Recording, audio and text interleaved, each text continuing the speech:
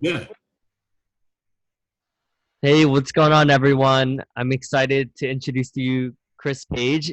We used to work together at Yelp actually, and we were just catching up. And man, I'm really excited to share with you his perspective. He has a lot of interesting. Yeah, I feel like this is gonna be a fun journey.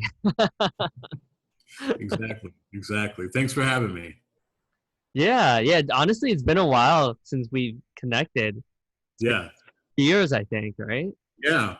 But that's the funny thing about social media Yeah. that you realize even for all of the insanity that social media can be at sometimes, Hmm. you are able to keep at least kind of keep tabs on a lot of people that are in your circle, no Hmm. matter how close they are to your nucleus.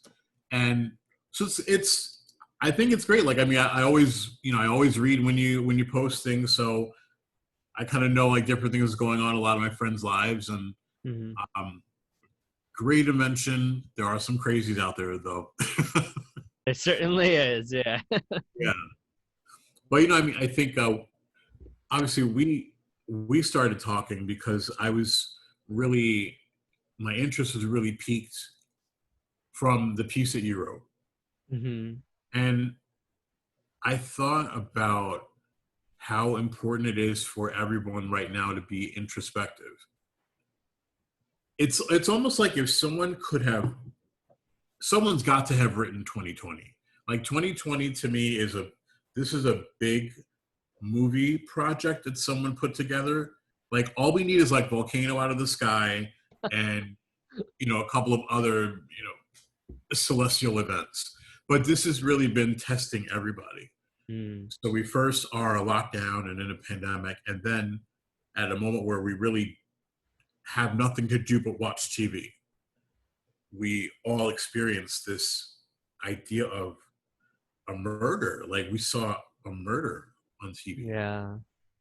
And then when I woke up the next day after seeing the video, it just felt like, okay, what else is going to happen? I really don't know what to do. Mm. But weirdly enough, and I don't know, I don't know what you feel of this.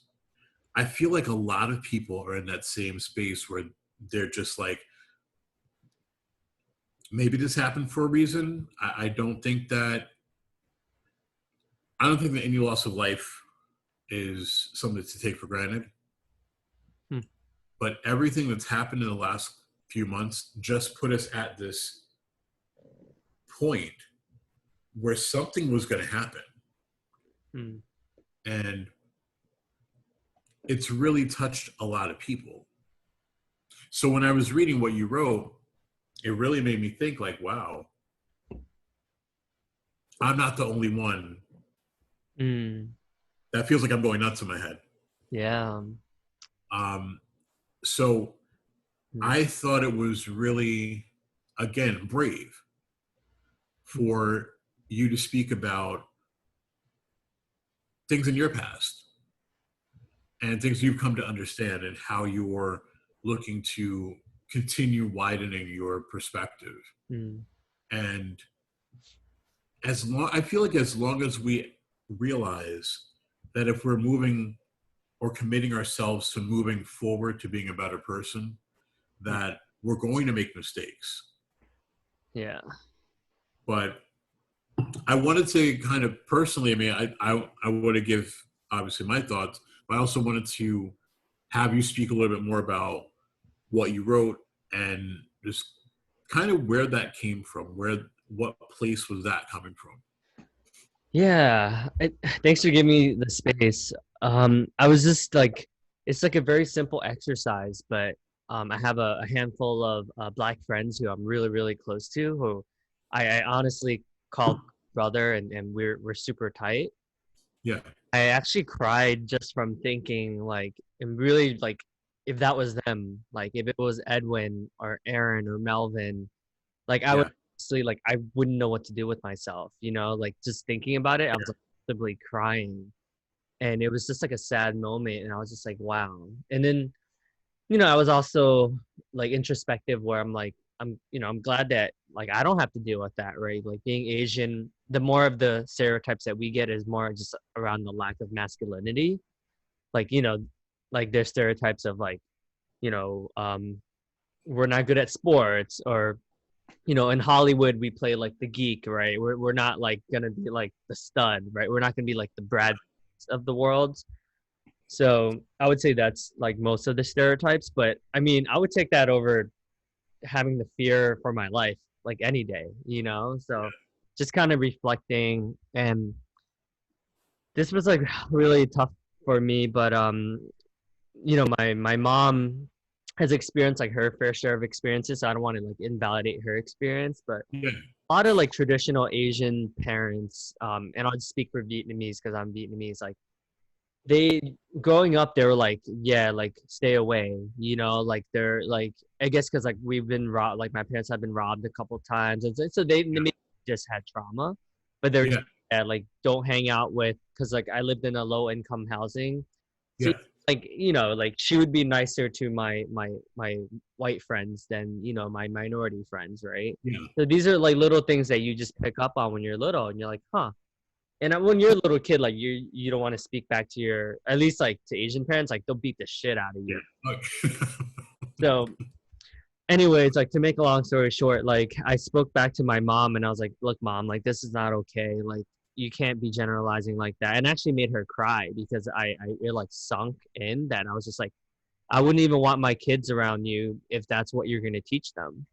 Yeah. It was really hard putting my foot down. Obviously, like no one wants to make their mom cry, right? She's awesome. Like she's been there for, Yeah. like, she's came here as a refugee and all that.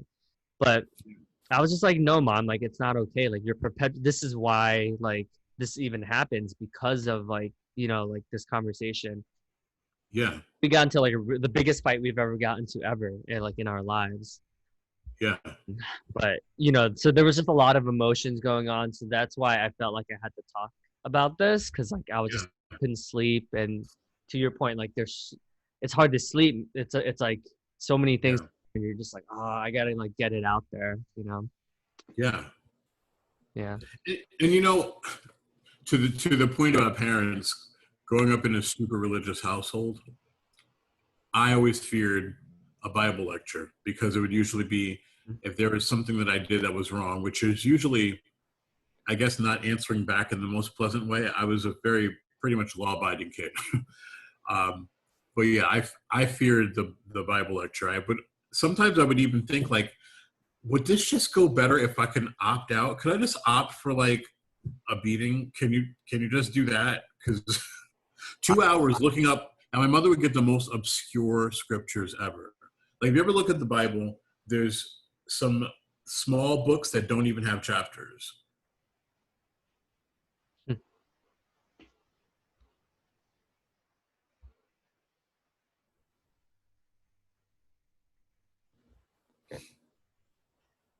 Yeah, so I guess I'll have my edit guy fix that. uh that's funny. Gotta love it. Well, that things like that happen. I'm still always finding something new that I need to navigate working on my website, and I'm realizing how much I should have just stayed in comp sci. Hmm. I remember reading one of those books, and I was just like, yeah, no, no, no. There are people in the world that have the time to do this, and I'm not one of them. Yeah, it certainly takes a lot of patience. I do not have that patience as well. Yeah, Yeah. I just think that it just seems like it's almost there. My understanding of websites and what needs to go on with them is almost there. But I'm baffled by there's this thing that the security app that's involved in my website that tells me on a daily basis when people try to log in. And it blows my mind because my website is christopherjpage.nyc. Hmm. And I'm like, who was trying to log into my website? Huh. And so then I start researching it, and I'm like, this is not what I need to be doing. Like, I need someone else to do this. Yeah. So as of recently, I've just started to feel like, I'm going to have to sit down and have someone that knows what they're doing, work all this stuff out because I can't. Like, I'm getting alert to like 7 in the morning that some user in some random country Huh. is trying to open my website. And I'm like, there's not like, why would you need to try to break into my website? There's no secrets here. Like, I'm not a flashy celebrity. I mean, no one's gonna. What are you trying to infiltrate? It's like spying on a lemonade stand. Like, what are you going to get out of this? uh, Like, I'm sure there's a lot of shady business going on at a lemonade stand. So, what do you drink? What are you sipping on? this is interesting. So I'm lucky. I live like right next to like a beer garden that has like hundreds of options. So this is it's called for the love of purple, and it's a sour ale with blackberry, blueberry, and boysenberry. That sounds good. Yeah, It sounds really good. yeah. What are you drinking? Truly? Yeah, I'm having some Truly. I feel like for some reason. Well, listen, I probably about like 15 years ago, I lost like maybe 15, 16 years ago, I lost like 200 pounds, and Whoa! I've kept off most of it. Um, Wow. it wasn't I'm too cheap for surgery and I'm scared of everything. So I just did it the natural way. But Oh. quarantine has really, my secret fear has been like, there was a couple of weeks where I was like, I definitely think that something, oh, sorry, I didn't put it on silent. I was like, yeah, there's definitely clothes that are not fitting the right way, Huh. Wow. which is always a cute way to say like I must have gained some weight. I like to think that maybe I dry my clothes too harshly, which is always a good way to think.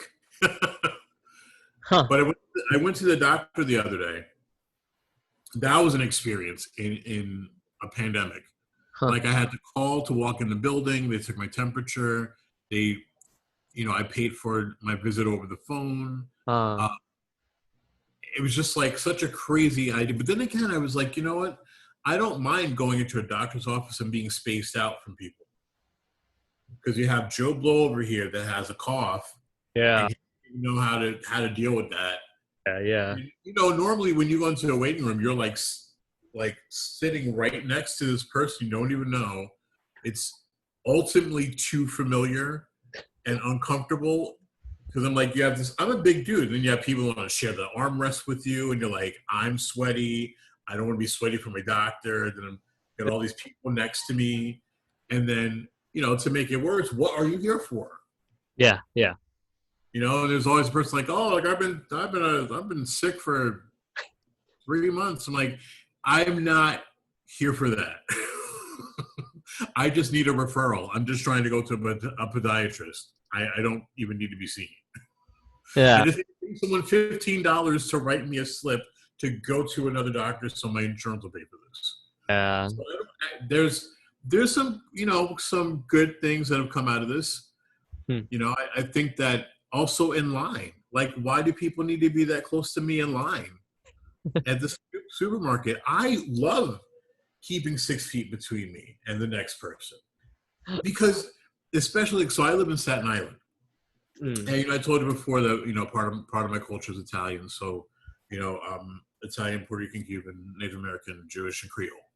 So like I said, I'm the nightmare for the alt right. Which one do you identify with the most? If you can. So the funny thing, see, that's an interesting question. I used to get really bothered by that question, Oh. and now I don't, because I realized that I'm still kind of an anomaly. Like, how many people do you run into like me? So I realized that people are kind of processing it. Like, so, those like all of those things that you are don't necessarily. They're not really like the normal melange, melange that we're used to. So, actually weird answer is I grew up with all of them. Hmm. Because my parents are multiracial. So I come from generations of mixed people. Hmm. So it's just sort of like, oh, all right, this generation we're adding something in, great. And then it becomes part of, I guess the best way to explain it, sometimes my friends when they would get to know me in high school, they would ask me, what do you do when your family gets together? And growing up as a Jehovah's Witness, we didn't really have to worry about that so much because we didn't really celebrate any holidays. Oh, really? However, yeah, but because that was the time that everybody was off, like let's say Thanksgiving, Ah. Christmas, New Year's, our family got together and everybody else's family got together because half of my family worked in the school system. So Oh, that's when they were off anyway. huh. So, it was like, my friends would tell me about their Christmas and they're like, oh, what did you do? I'm like, well, we didn't celebrate Christmas, but my family got together probably the same day yours did. Hmm. Just so it wasn't based around a celebration, but that always made it a little. That always made it a little interesting with explaining culture because like my religion was so tied into my daily life that my religion was part of my culture. Hmm. But they would always ask me, "What do you eat?" Like when your family gets together for the holidays. So I explained, "Don't celebrate the holidays." But then I was like, one of my friends joked. He was like, "So do you have like yellow rice and fried chicken and like and pasta and bagels?" And I was like, "Actually, yeah." Yeah, yeah. That's pretty All of, all of my family got like this one made the yellow rice, this one made cool. the lasagna, this one made the ham, this one made this Spanish dish, whatever it might be. And I'm like that is how we grew up. I think in 100 years, everyone's going to be more like you, where because I think we're starting to see more. I mean, we still have a long way to go, obviously, but I'm Yeah, starting to see like, even my friends and like just like, or maybe I just work for like a progressive company. And yeah, even at Yelp, it was like, it was like pretty diverse in terms of like, yeah, I was exposed to much more than I was prior to joining Yelp, right? yeah, So, and I'm actually like really curious because I don't know too much about Jehovah Witnesses. Like, yeah. if you can, and it's probably something that it's hard to summarize, but if you can like summarize maybe even in 5 minutes, like what was that like? Like, what I still like because I'm not religious. I'm weird. I'm like I was atheist at one point. I guess Yeah. yeah. So I guess I still kind of am in a way. It's so funny, and that's even a whole separate topic about like atheism and such. Mm, Um, because there's a I think there's a point in every man's life where you have this momentary creaking in your bones that says to you, I need to start thinking about like the next level or the next step or like who I am like as a person, like hmm. the output that I'm bringing to this world. But uh, so that's what I say. Like even like I completely understand atheism because of the way that I grew up. I'm growing up in basically, if you can imagine, Jehovah's Witnesses are very strict, have a very strict understanding and interpretation of the Bible.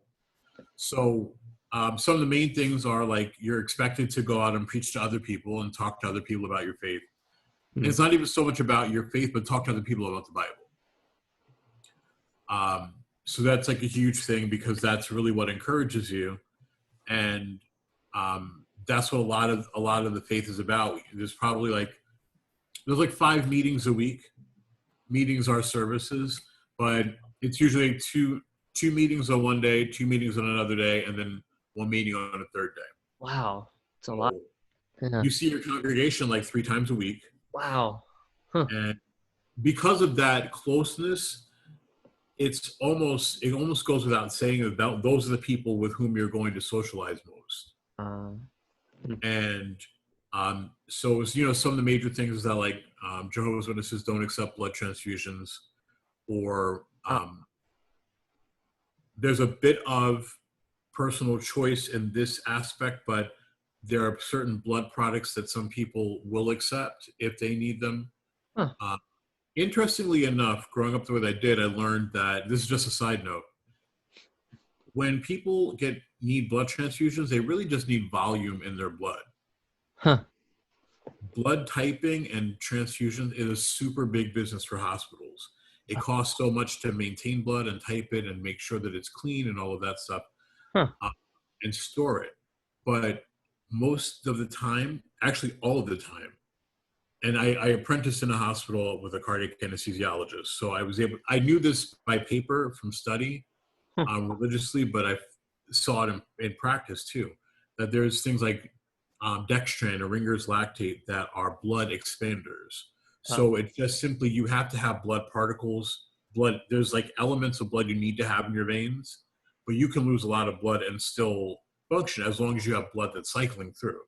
mm, So you can actually just dilute the blood. You can put something that expands the volume huh, in your vessels until your body starts producing new blood. So that's a topic, completely separate topic, but it's super interesting because there's a lot of people that spend a lot of money getting blood transfusions, and there's so much money in keeping them.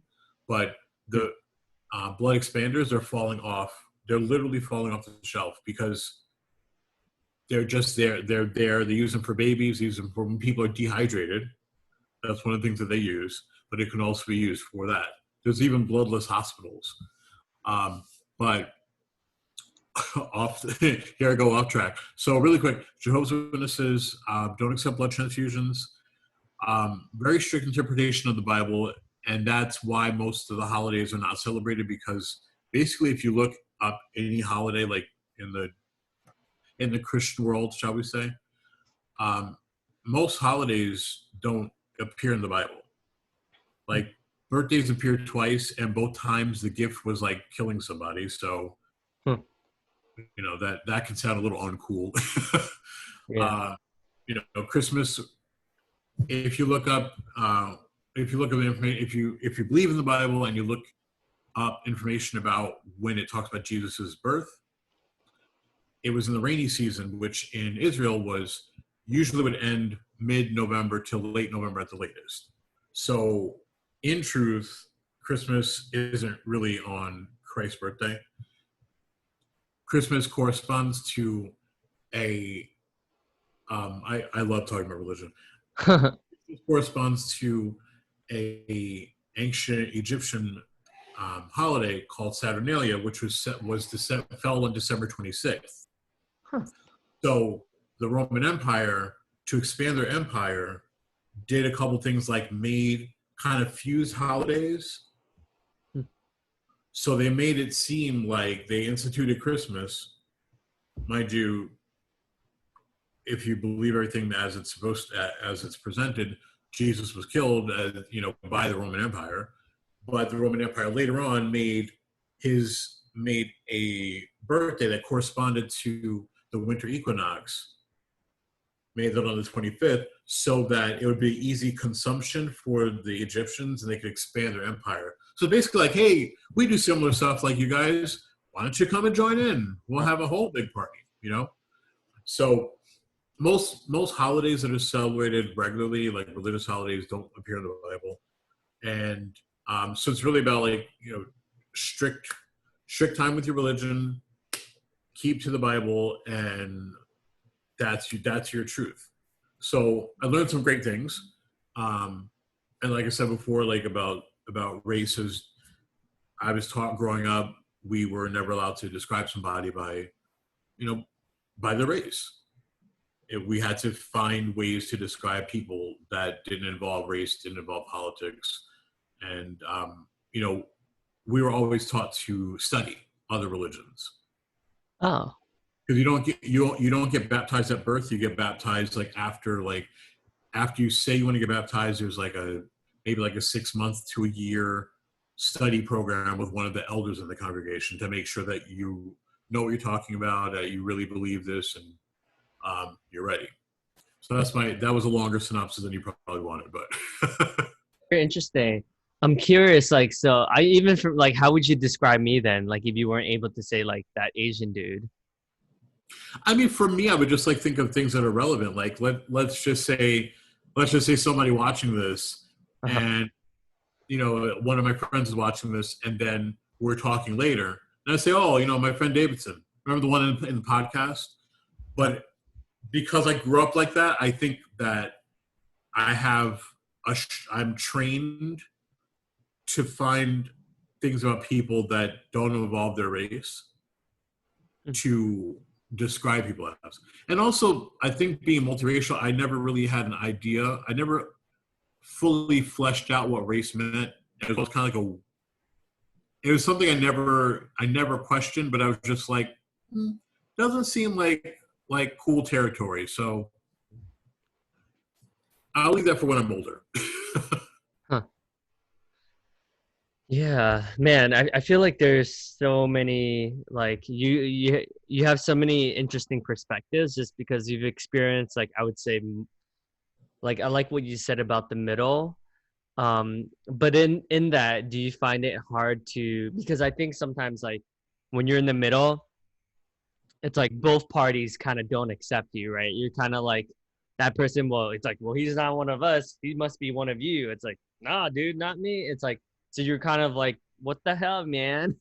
Like, Yeah, yeah. yeah. It's a great example for me of what it's like.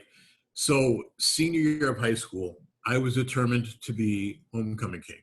Now, I went to a small high school, public high school in New Jersey, in New Brunswick, and I graduated with maybe about 120 people. There were probably about 550 people in the entire school from ninth to 12th.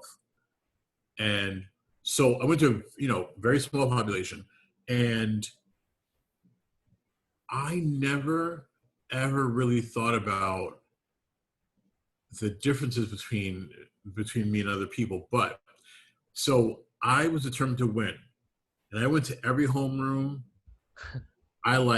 You would have thought I was on. I don't know if you ever got a chance to watch the TV show Scandal, but you would have thought that I was like a fixer because I was like researching the classrooms and like who's in there and like I because I speak a few different languages like if there was like let's say a larger percentage of people that spoke a certain language, I was like learning how to say hello and how are you in those languages. But the experience of why that resonates is that I was always part of somebody's something when I walked in the room. Mm. But when I was in the hallway, I was just all of me. Uh, And that's kind of how like life is. And I love it. It's confusing for some people, but I don't know anything different. So I'm used to when I walk into a room thinking there's going to be someone that gets me because I'm part of what they are. There's going to be someone that doesn't get me because I'm also not part of what they are. And doesn't matter because there's another classroom I got to go to. that's fascinating. It's funny because like obviously we come from totally different upbringings and backgrounds and stuff, but I could totally relate to you in the sense that my whole life I felt like I was like a part of a lot of different groups, but not really a part of them at the same time. Like, dude, that like they would invite, but I never felt like I was like one of them. Like for all the groups, like I wasn't Asian enough. I wasn't Asian enough to be with the Asians. I wasn't like, obviously like everyone else, right? Like even when I hung out with Caucasians, like I felt like I wasn't one of them. Like I wasn't an athlete. I wasn't really I dabbled in a lot of things, right? But Yeah. I never felt like at home. Like so I felt like I was like a chameleon in a lot of ways, which is like I think it's like a great skill to have. But then there's Yeah. also loneliness and this empty like this is like emptiness that you're kind of like I don't know, man. It's weird. And I spent my whole life trying to find that.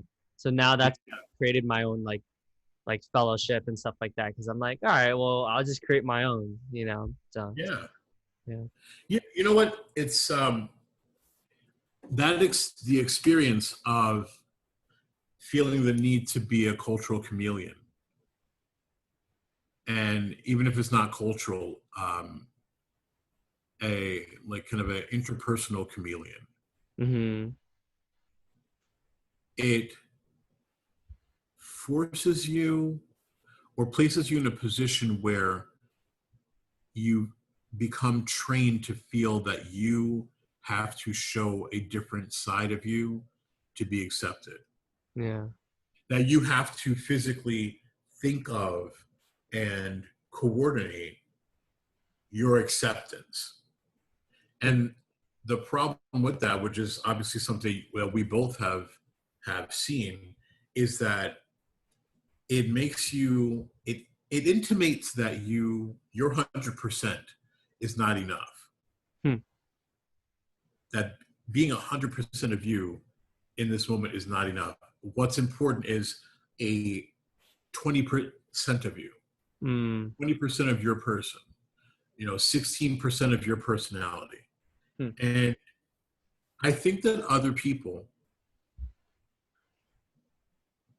and when I say other people, I think that there's a grouping of people that don't would never do that and don't think to do that. And then there's others of us that for survival, we've learned how to be chameleons. And I Mm. think that that's the great side of being a cultural chameleon is that it really can save you in certain aspects. You know, um, I mean, the first we'll talk about it a little bit more later, but the first time that I had an encounter with a policeman, I knew that my diction Hmm. and my vocabulary would be confusing, or at least that was something that came through my head. I was like, I need to speak slowly, clearly, and appear as erudite as I could, Huh. because I found that the ability to speak with the vocabulary to certain people in certain situations intimates to them that you are not scary, because dudes that know how to read and dudes that use multisyllabic words Huh. efficiently are not scary people. Wow. Wow. Yeah.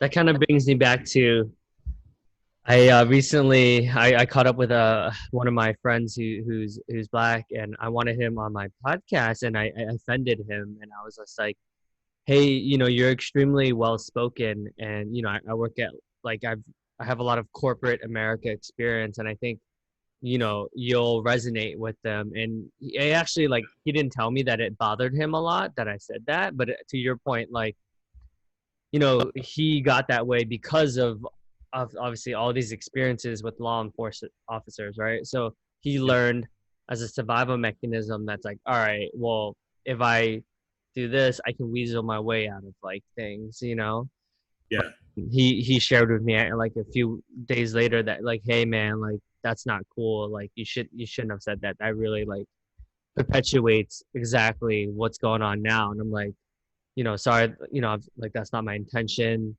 But yeah, point is, like, I still did that, and just to be mindful of just these little comments. It's like people deal with this stuff all the time.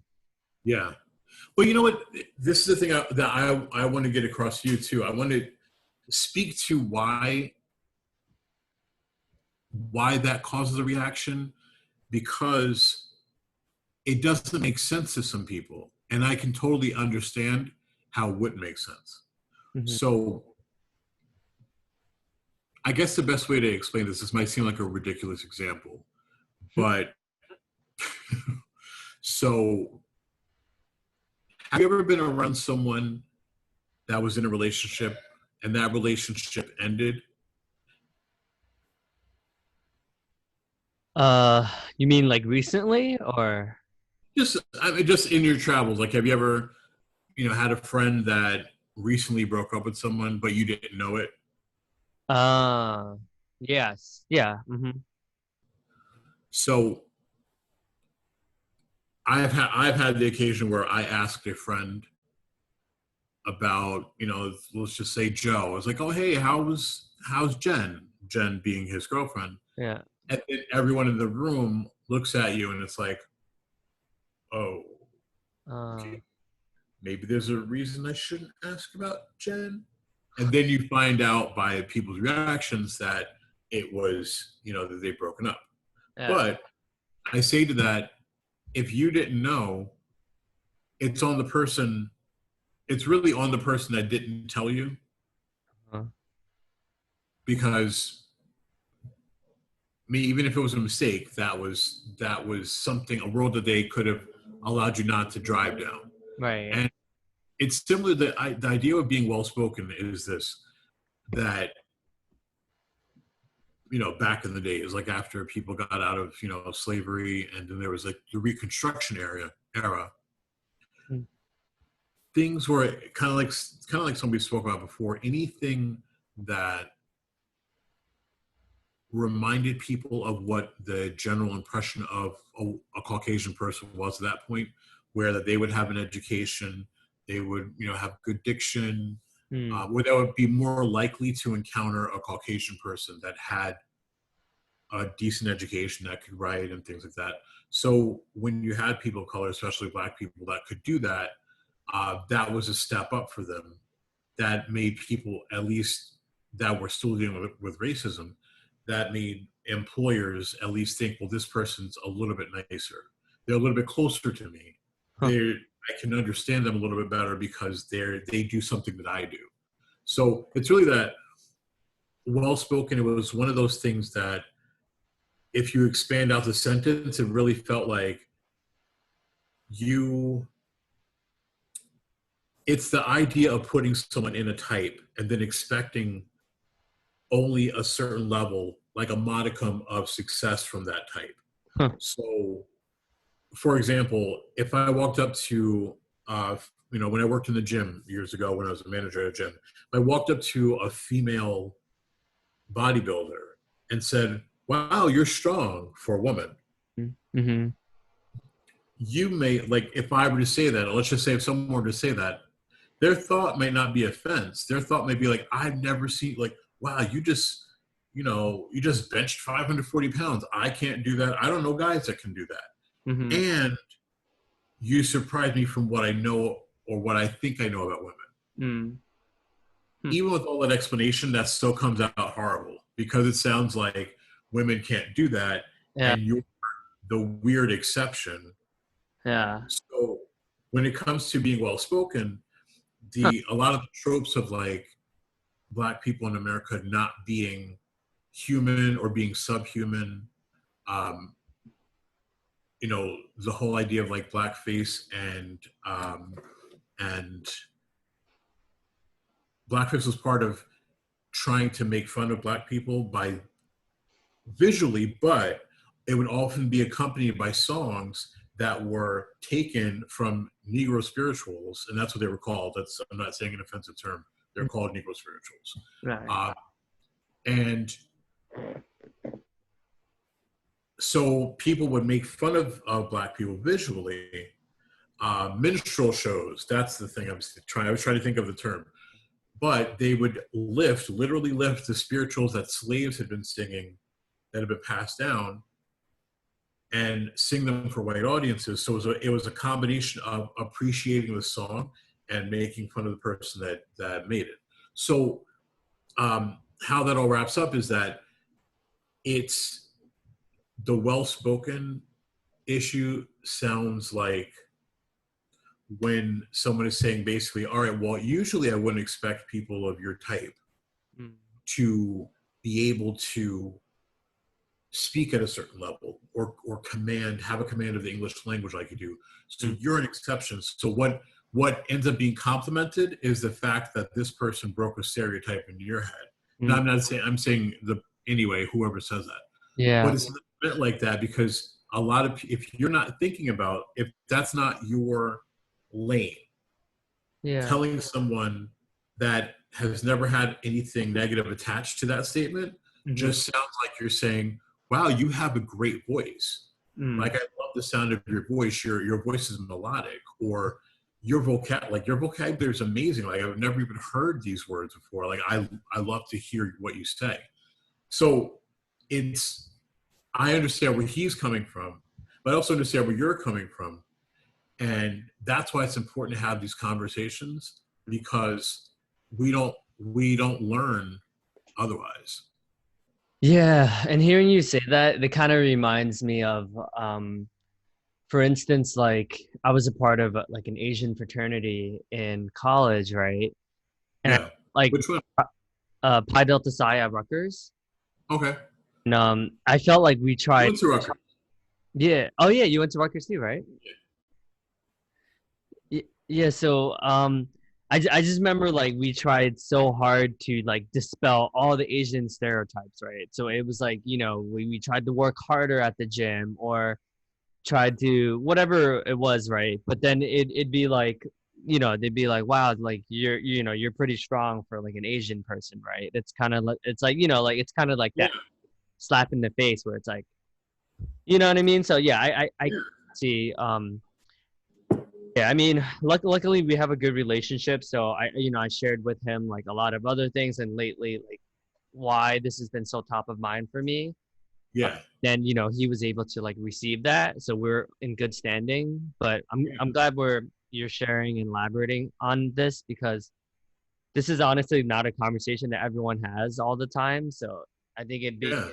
enlightening, just because a lot of people probably don't think about you know what they're trying to make implement, but it could be received. I mean, it is often received, and it's because of like you said, breaking stereotypes. Yeah. Yeah. And you know what? It's like, I don't want this to seem dismissive, but just, follow me down this path, and I think you may find some common ground of this.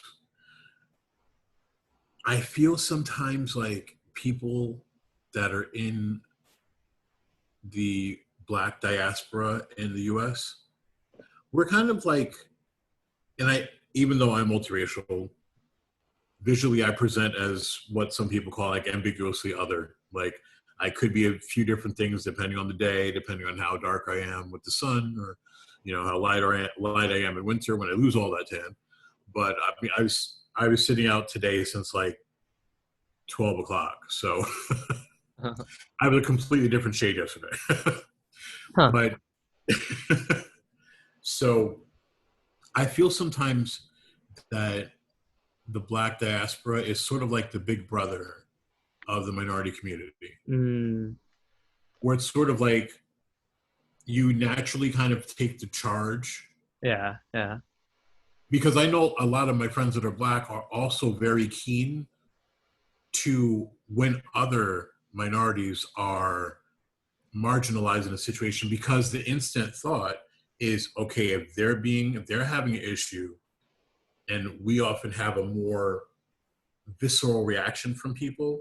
Hmm. Well, if this dude here is Vietnamese, and I saw that comment that this person said to him, okay, let me put that guy on the list. Huh. It's like somebody said something bad to you, something that was, borderline microaggressive. I'm getting back in my head, I'm like, all right, that's one to watch. Huh. And it's kind of like we're almost trained to be aware of everyone's, Huh. because if I hear someone spouting off, and it doesn't really even matter so much who they don't like, or who they have like a strong stereotype against. It's just the fact that if you in your life take time to live by a stereotype of a certain person, and it actually affects how you interact with people on a daily basis, then it informs, I would say in general, like I said, the Black experience, nor any minority group or any group is a monolith. But I feel like once it happens to you anywhere in Black culture, you tend to be aware of anyone's Hmm. aggressions, anyone's seemingly racist points, or sectionalist points. If Hmm. there's somebody that I know, and they were just railing on another ethnicity, an ethnicity I guess I never really, like, or nationality I never really even thought about. because I never met anyone from that country, so it never crossed my mind. But the minute this person was kind of spewing what they were saying, it made me think, okay, wait, if he's that angry at somebody because of their race, don't be, do not be surprised, you know. But these conversations need to happen more Yeah. in an intersectional way, Hmm. because we are we are still affected by how slave culture had a master, Mm. and it allows us, by not having a lot of communication, open communication, it allows us to maintain a system that is meant to maintain all of us in a certain space. It's so fascinating you mentioned that because I'm so lucky that at LinkedIn we have a pretty strong employee resource group. So, Yeah, you know, all the like the Hispanics of LinkedIn, the Black inclusion group, like all of our multicultural groups. yeah, Every time I go to a panel event, whether it's the Hispanics of LinkedIn or the Black inclusion group, and everyone, whenever there's panel discussions, you realize like, wow, we're all going through so many of these things together. But I think to your point, like Asians, for instance, like are not very vocal about this, right? And that's actually one of the stereotypes. Like we're pushovers, right? We're like we're not going to be able to stand up for ourselves and stuff like that. I think yeah, it is just the cultural values, right? Eastern philosophy, there's not saying that we have it as bad as any other group or anything, but a lot of these things are just shoved like underneath the rug and no one yeah, talks about it. But it's interesting to see that um, because of what's going on with like Black Lives Matters. I'm starting to see like Indians like speak up more, and yeah, and like Middle Eastern people, and I'm like, wow, like I have not seen this before.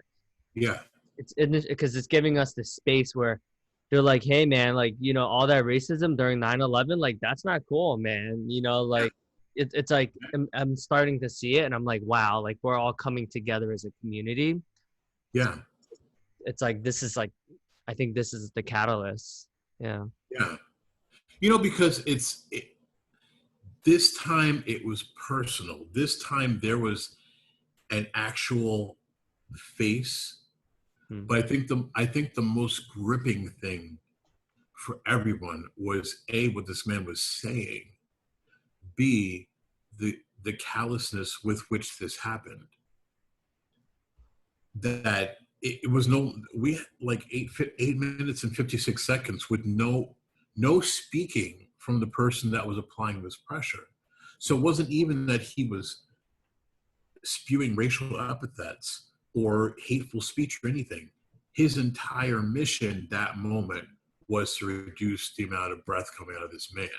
And it hit something for everyone, I think. I cried multiple days. And I have no problem with understanding and appreciating my emotional side, but it was tears of Wow. rage Hmm. and not knowing what to do with it. Like Huh? and being in a pandemic, like I'm like I don't even know how to. I want to go to the gym because I'm so angry and I want to get my emotions out in a way that could benefit something, and I can't even do that. Like I Wow. went outside and moved some bricks, but um, Hmm. everyone, by seeing that video, I think that every normal human being just said, "Wait a minute, hold on, is that what you actually mean?" Yeah. And unfortunately, there's a lot of people that this is a reality for, Hmm. um, that it's a reality that, for lack of a better word, colors your day and what you decide to do in life. There's places I would never visit. There's places that are off my list to visit, or at least to be out at a certain time. Like when I traveled to the South, my family was like, "Oh, hold on, you're traveling to the South. Like, Wow. make sure don't drive late at night. Like, make sure you stay at a hotel, and like a reputable hotel, and Huh. stay on." roads, and you know, my my family, especially like my family that had that, my black family, different people that they might know along the way, Huh. not knowing, it's a constant feeling of not being safe. So, you know, my phone has an interesting way of never understanding when I want it to go on mute. That was a side point, sorry. But to your point, yes, people are realizing now that we all have a lot of, all minorities, we have our own personal hells Hmm. to give it. And it's not to complain, like, this is, I would never want to move to any other country. Yeah, that's true. Yeah. I'm not saying that like on anyone else has figured it out better, because that's why this has had such a worldwide reaction. Yeah. Yeah. Hmm. But to just wrap up this point, because I want to hear more from you as well. That Hmm. I'm going to give a short example. One time I saw a story where Kim Kardashian was upset because she had this like super expensive car, and it wasn't created to exactly her accommodations. And this was when she was much younger, and she was crying about it. And it was on the show. And one of my friends was like, "Oh my God, like this girl is crying over, you know, that they didn't give her some type of specific interior in this, you know, luxury car that costs thousands of dollars." And then I thought about it for a second. I was like, she doesn't know anything different. So for her, she's been on TV for how long? So for her, growing up basically like this, Huh. to not get that custom design on that car, Huh. that was probably one of the worst things that had happened to her in forever. Huh. So who am I to tell her that her pain Mm. or upset or frustration isn't legitimate or is stupid? Because that's her life. This is her existence. And if that's the worst thing that's ever happened to her, Yeah. then that's 100% of the worst things that have ever happened to her. Right. Right. So when we talk to, our brothers and sisters that are in the different groups of minorities in this country, if someone told me, oh, well, all my life people thought because of my ethnicity that I'm smart and expected me to be an A student and I wasn't, I can't sit here and say, well, listen, I've been, had police cars stop by me, sitting me down to the ground, whatever. Right. If this is all the worst things happen to you, then that's going to hurt the most. Yeah. And Yeah. one of the issues that we tend to compare the Mm. facts about our experiences and not the feelings. Mm-hmm. Yeah, I mean, this is a great topic because I've had a lot of reflection on that because I was one of those guys. It's like, oh yeah, well, and I'll list like insert trauma here, insert trauma here. It was like not productive, right? Yeah, I finally had the compassion where I was like, dude, like honestly, even for like let's just say like wealthy like white people, right? Sometimes like yeah, a lot of pressure to like succeed, right? It's like you have to work at Goldman Sachs or you have to do this and like I'm kind of glad that I don't have that pressure like where I have to like all my friends are working for private equity or whatever it is, right? And then I'm the only one that's like making 150 and all my friends are making $1 million. I'm like that's yeah, like I would be very miserable if like that was the pressure that was put on me, right? So I yeah, of like course. so for me, I was kind of like, okay, yes, like I grew up on food stamps. Like, yes, I grew up like with whatever without a father and stuff like that. But like, I'm like, dude, honestly, that pressure sounds even worse. Like, I would hate to like be the only one that's not crushing it, and then all my friends are like killing it, and I'm like average or whatever, like financial, Yeah, whatever it is. So, just try to like be a little bit more compassionate in that way. And also, one of the things that keeps people separated is not having an actual an actualized tangible understanding that we have similar types of experiences, Mm, and that again, if there's a certain range where you're pigeonholed, yeah. it is the idea of pigeonholing. It's the idea of creating an expectation that isn't relevant or isn't realistic, that could cause so much pressure to someone. Mm, And you know, the fact that I think about where I go or think about where I travel, the fact that there's places that I don't want to go